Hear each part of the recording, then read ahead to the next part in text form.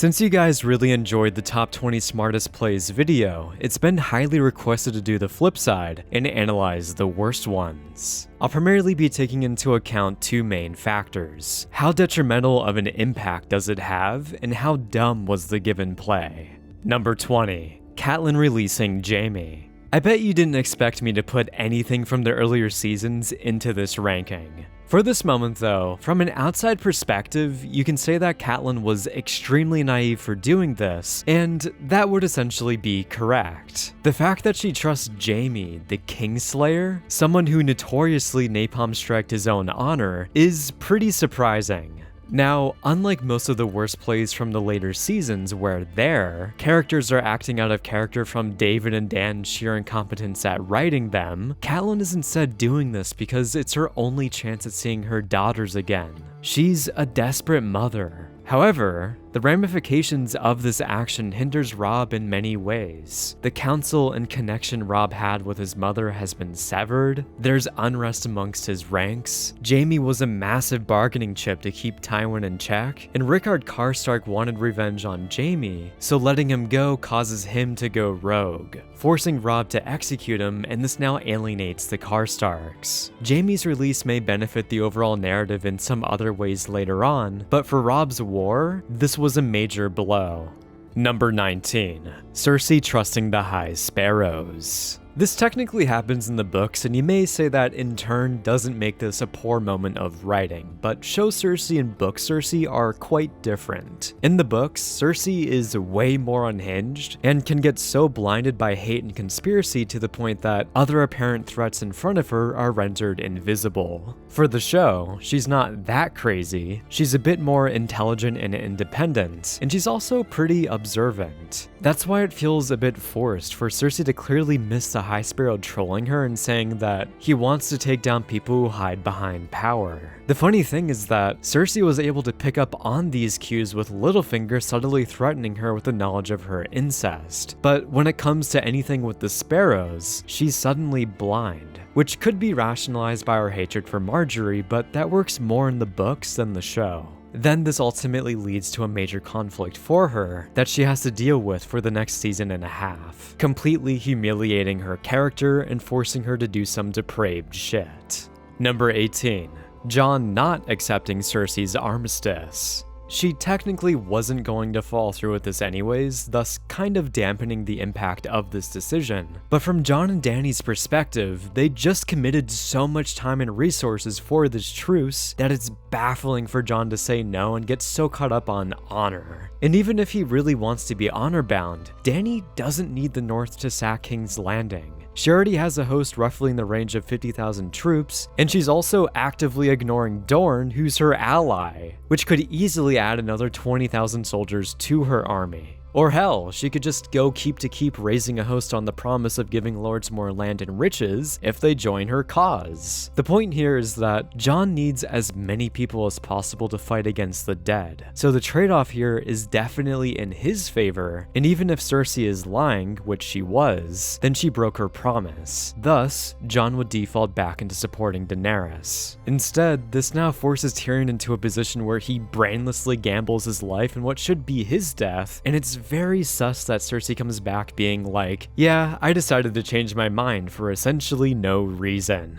Number 17. The Iron Banker choosing to support Cersei. Any troglodyte with a couple brain cells would know that Daenerys is clearly the winning side. Cersei has a fleet that is basically doomed to be steamrolled by Drogon. A lot of lords hate Cersei since she rules with fear, so her prospect of allies are flimsy, and her remaining forces are vastly outmatched, outgunned, and outmanned. Just because Cersei paid off her debts to the Iron Bank doesn't mean she should suddenly be a profitable prospect to invest in. In any form of reality, the Iron Banker would just take the money and peace out of King's Landing, then wait for the dust to settle and give out loans to all the destroyed towns and kingdoms. Something that Bronn physically can't do since Highgarden was ransacked, so I don't know where he's suddenly getting all of these riches from. In general, David and Dan are breaking the sturdy intelligence of the Iron Bank to give Cersei more troops and to plausibly make this war seem closer than it should be.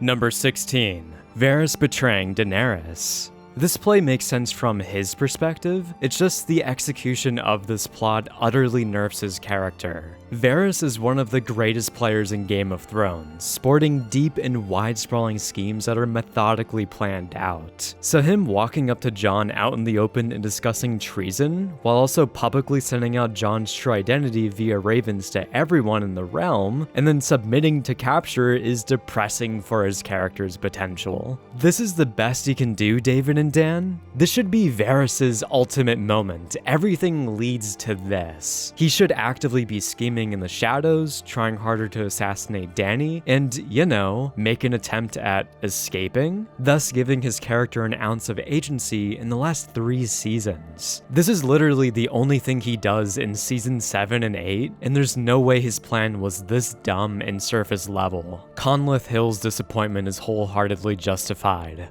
Number 15. Sansa not telling Jon about the Veil. Imagine how funny it would have been if Sansa came over that hill only to see everyone on her side of the battlefield has been slaughtered. If season 6 at all resembled the realistic, consequence-heavy nature of the earlier seasons, then Jon at the very least would have been dead here, and more likely, most of the army. Even entirely ignoring how dumb this plan is, you can't just sneak armies around the continent without people being aware. Like, Littlefinger has the army at Mo Cailin, and the fact that the Boltons aren't aware of this and their advancements is laughable. They control the north, how would they not know? So pulling this silly surprise attack would have been impossible, and Sansa withholding this information is sabotaging the war. Then beyond the battle, this should have led to a state of crippling mistrust between Jon and Sansa. Sansa's lie here is grievous, and the fact that Jon is like, "It's all good, I forgive you," and then he quickly moves on is wild for how much David and Dan are suppressing character-related conflict. Number 14. Littlefinger giving Sansa to the Boltons. The disparity between George R. R. Martin writing Littlefinger's schemes and David and Dan's attempts is so stark to the point that he's basically a different character. These are not them! You've captured their stunt doubles! On the current board of Westeros, Sansa is the most important figure because she's the key to the north, besides Bran, who's presumed dead, along with Rickon, who's off in hiding watching The Real Housewives with Osha. So, Littlefinger giving Sansa away for essentially no gain is astronomically dumb. Getting a fragile alliance from Roose Bolton, who's notoriously not trustworthy, and Littlefinger also hopes that Stannis wins the battle, and he in turn makes Sansa Wardeness of the North, along with eventually and maybe giving aid to fight against Winterfell. However, with that intention, why not just ally with Stannis? Thus giving him a legitimate heir to Winterfell that he can in turn drum up more support from the north. From this alliance, they by far become the winning side with the Vale and Stannis' army, and Littlefinger could easily control Winterfell with Sansa's good favor. Instead of doing this, he nukes his relationship with Sansa. The Boltons massacred her family, so there's no chance they're going to treat her well. Ramsay especially has a devious reputation, and Littlefinger not knowing about any of these rumors drastically dampens his vast grip on knowledge in general. Here's a quote from Roose Bolton talking to Ramsay in the Dance of Dragons that should dismantle this. "Tales are told of you, Ramsay. I hear them everywhere. People fear you. I've heard very little about you, which makes you quite a rare thing, as lords go." David and Dan tried to retain this plotline from the books, and in the process of replacing Gene Poole with Sansa, they irreparably damaged Peter's character, completely dooming him moving forward and destroying his prospects of controlling Winterfell through Sansa. Number 13. Arya escaping from Braavos. Taking a step back and thinking about the most logical way to escape this city, given her opponents at hand, Arya should have bought a horse and left the city, going somewhere else to buy passage across the sea. Like, everyone focuses on the stabbing, which I'll get to, but Arya's literally walking around the most likely place she'll go to, and without a face to hide behind. This would be like being enemy number 1 in a country, and then going to an airport. It's as if Arya wants to be caught. Then, addressing the stabbing, good thing the waif announced her presence before trying to kill her. That's definitely what assassins of their rank do. Arya would have simply gotten her neck split open looking down the canal, and then her body would have gotten dumped into the shit-infested water. But to be fair for the waif, stabbing her in the gut would also be a death sentence. Everything that precedes this is comical and resembles nothing of the realistic nature of Game of Thrones. Like Arya sprinting around as if she doesn't have holes in her abdomen, while Ned has to limp around for the rest of his screen time after his injury. And it doesn't even stop here because Jaqen actively orders the death of Arya. She defected from their order. So when she turns up declaring that she killed the waif and she's Arya Stark, it makes no sense that Jaqen is suddenly fine with that. He was literally just happy she was finally no one. Finally, a girl is no one.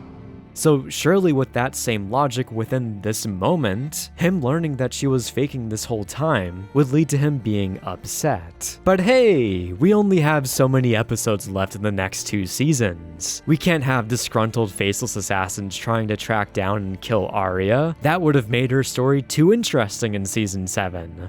Number 12, Robb breaking his vow with the phrase. I know it may be very peculiar placing this place so high given what it's surrounded by, but it is both extremely detrimental to Robb and his campaign as a whole, and his naivety in pursuing love over maintaining vows is not very smart at the end of the day. Although this isn't an example of bad writing and makes sense for his character. It's plausible for someone his age to fall in love and kind of become blinded to his duties, especially since he's technically supposed to be around 14 years old, as opposed to the show where he looks a lot older. Also, his book counterpart has a far more compelling reason to breaking his oath, instead of going out of his way to flirt with someone on the battlefield.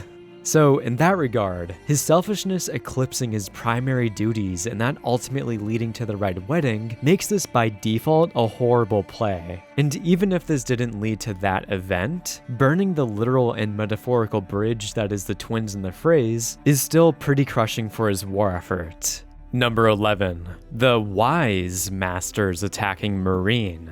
This would make way more sense in the books, as there, they have a bunch of sellsword companies and are actively besieging Meereen. In the show, however, they have a handful of ships in the bay which would be extremely vulnerable if the dragons were unleashed, and they're using the Sons of the Harpy as infantry. To remind everyone, the Sons of the Harpy are just rich masters who don't have any experience in training with combat, meaning that if the Unsullied or Second Sons met them on the field, they'd get destroyed. So this raises a question of why not keep destabilizing the city with the Sons of the Harpy? That's been extremely effective and has made Meereen a ghost town. Using them in force just makes them more vulnerable. Then another thing is that it's pretty head-scratching that none of the Wise Masters receive any reports that Dany has become the new Khal and is leading a massive Khalasar to Meereen. These things are generally widely known in Essos because cities fear them and want to be prepared for a potential arrival. So her coming in at the complete bewilderment of everyone illustrates how dumb they are. For such a long plotline in Meereen, the fact that it has basically the narrative equivalent of erectile dysfunction is extremely underwhelming, as David and Dan are hastily and sloppily trying to move Dany onto Westeros by turning the Wise Masters into mustache-twirling buffoons.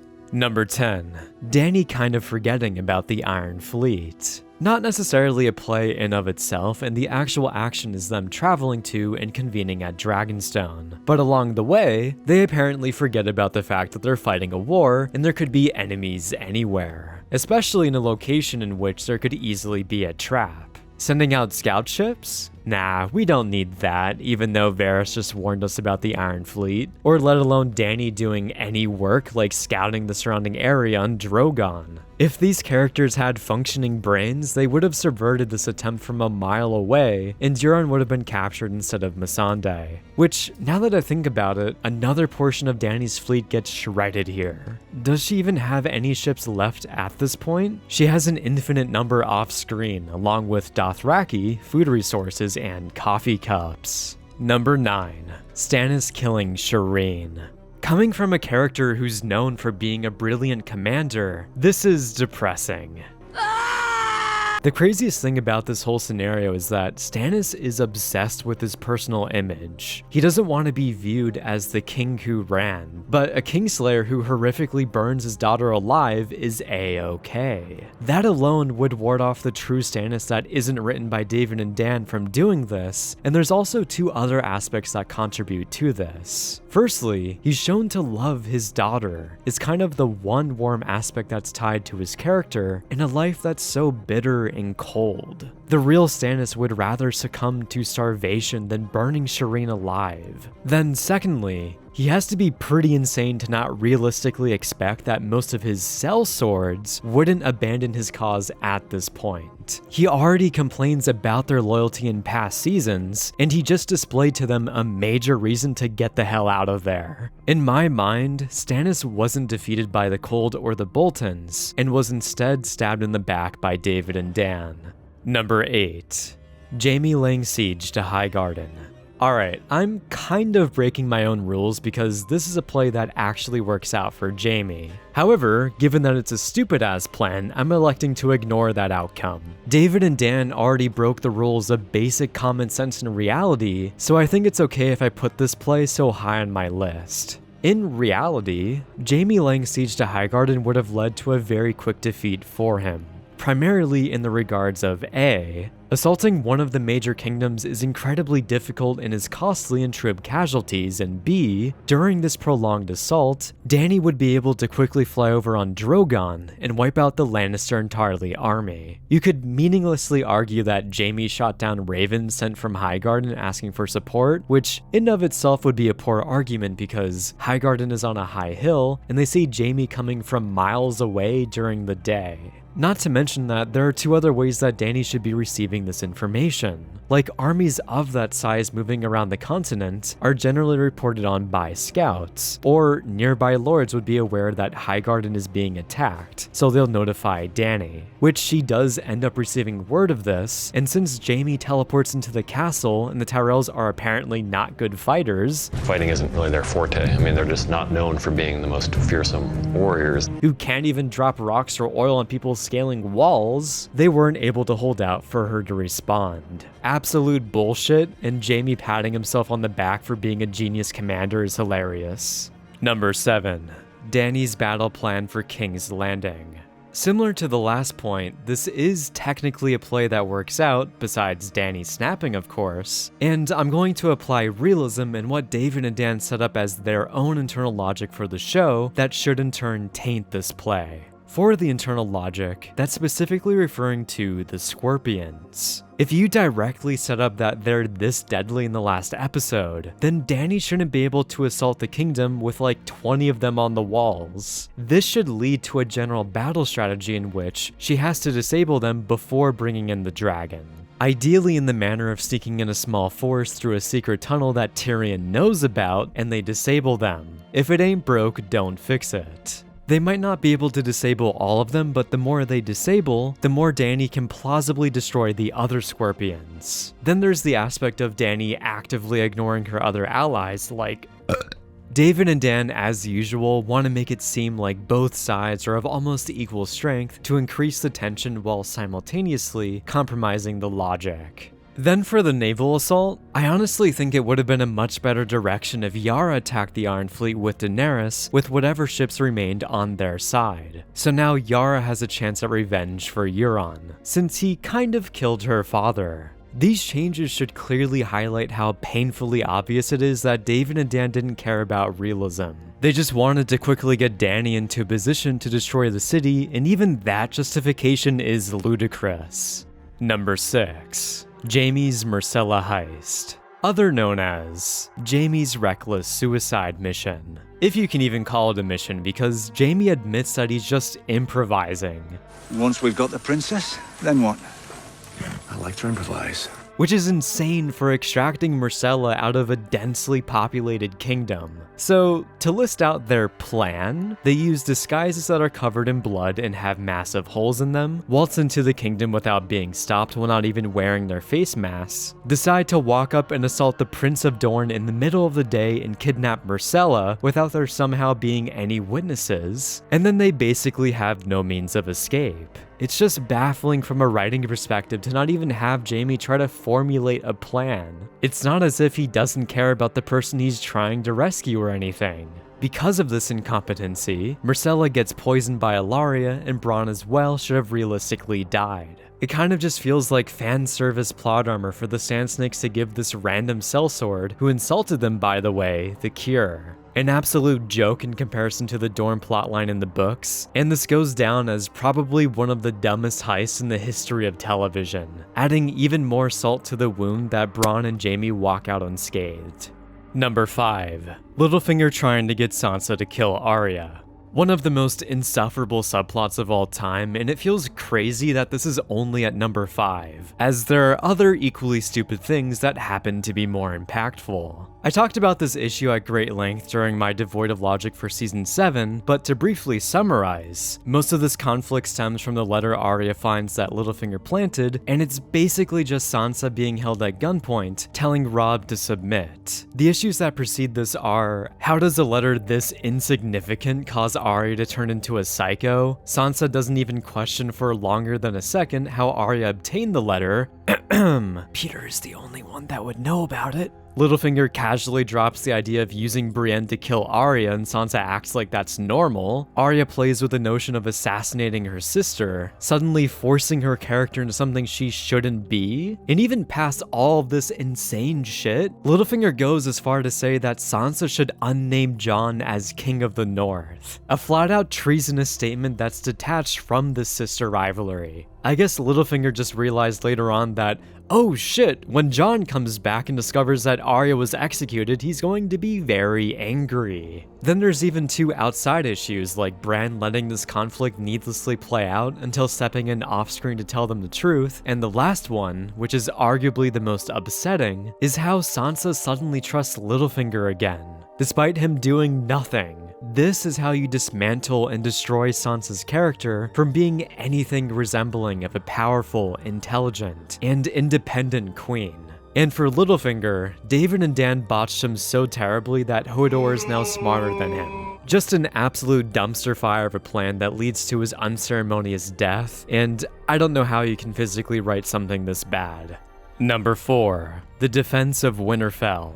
All the top minds of Winterfell in one room planning the defense of Winterfell. Surely this will be a magnificent culmination of everyone's collective brain power. Wait, what's that? It's all completely botched? Oh boy, let's just run through the massive pile of misplays and head-scratching decisions. From putting your catapults and trebuchets in front of your infantry, all of your cavalry being in the front and rushing in head-on, instead of being on either sides of the battlefield attacking the flanks, there not being multiple trenches to stop the enemy, especially what are categorized as mindless drones. So without that, your infantry would just get slaughtered. And even if you didn't have enough time to dig more trenches, then don't place all of your infantry in front of the only one. Like, did Jon forget about the fact that the Night King can raise the dead? They need more men than the Night King needs his. With their current strategy, they're just making his army more powerful, and it's very contrived having our current heroes survive out there in the swarm of overwhelming whites. They genuinely didn't do anything right in this battle. Like, not even preparing oil to pour down on the whites scaling the walls, which is basic siege tactics, Bran not informing anyone that they have giants, and the Night King's dragon would realistically do way more damage, and condemn this fight from the get-go. Winterfell in any realistic scenario would have fallen quickly, and the only plausible way for the living to win was to have a perfect defense and possibly also needing the Lord of Light to do more, instead of fumbling everything and still somehow winning. Number 3. Tyrion insisting on not using dragons. This is basically like the Scooby-Doo meme where they unmask the monster that is Tyrion, and it turns out to just be David and Dan forcing his character to pitch these horrendous plays. Asking Daenerys to essentially disable her nuclear arsenal when she's the only one in Westeros that has them is flat out crazy. It's such an immense weapon that, with them alone, she'd easily win the war. And it's not like she has to burn down cities. All she has to do is threaten lords into submission and take out portions of armies and allow the rest of them to surrender. Tyrion, Varys, and Missandei all unanimously being like, it's too risky to be hit by a random stray arrow, is such a silly thing to worry about that most likely wouldn't happen. You have to inherently take some form of risk when it comes to war. Leaders literally fight in battles, which is far riskier than being up in the sky on a dragon.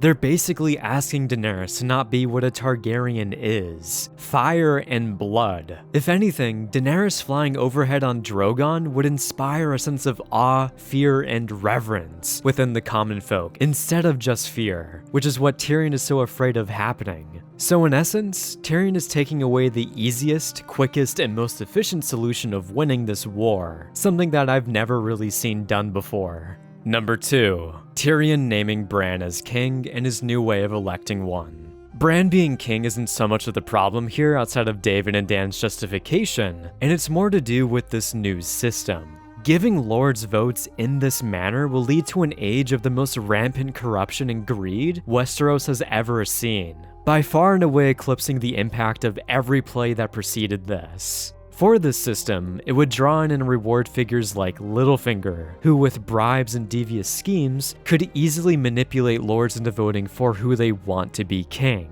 The realm already fell into chaos with just one of these motherfuckers, which there was also Varys, but in the show he was more of a good guy. Just imagine a council with more than 10 of these demons running around. Then past that apocalypse waiting to happen, we have to acknowledge how fundamentally flawed the system is in terms of the lopsided weight certain regions of Westeros have over others. How does a lord even get a vote? Like, why is Davos from House Seaworth and Brienne of Tarth here? This in of itself would spark major conflicts throughout the realm where people would fight for a seat on this council or do so in more nuanced and hidden means. Oops, this lord suddenly turned up dead. I guess that means the vote passes to me. This new system is pitched as breaking the wheel when in reality, it's more in line with what Littlefinger says as a ladder, with a facade of choice and agency, as it plunges the realm into a hellish chaos where everyone but the very top suffers. Number 1.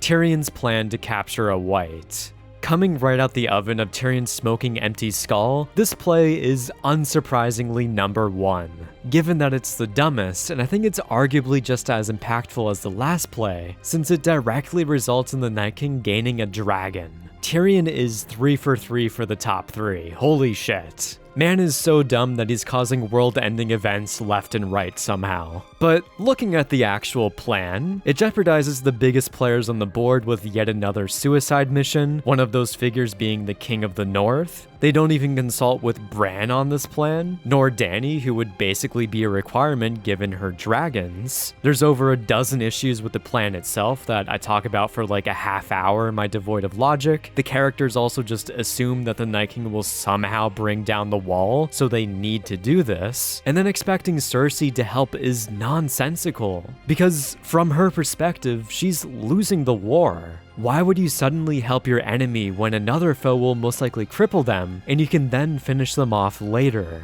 This at best earns her exile when she now has a new opportunity to win the war. Tyrion wholeheartedly misunderstands his sister, which is entirely out of character. She's incredibly stubborn and will do anything to win. In general, there are so many horrible writing decisions that would make any sane viewer feel like they're drowning, and all of this leading to a small possibility that Cersei will help them when there are other allies on the board they can pursue is the embodiment of abysmal writing, and the costs they incur along the way are literally for nothing while empowering the Night King. Tyrion, my beloved, you were fucked. Thanks for watching, and if you need to regain some of your lost brain cells during the consumption of this video, then I'd recommend checking out the top 20 smartest plays. Let me know in the comments what you think is the worst play or if I missed anything. My Letterboxd, Discord, and Patreon links are in the description, and have a great day. Thanks as always to my top patron, Logan Farmer.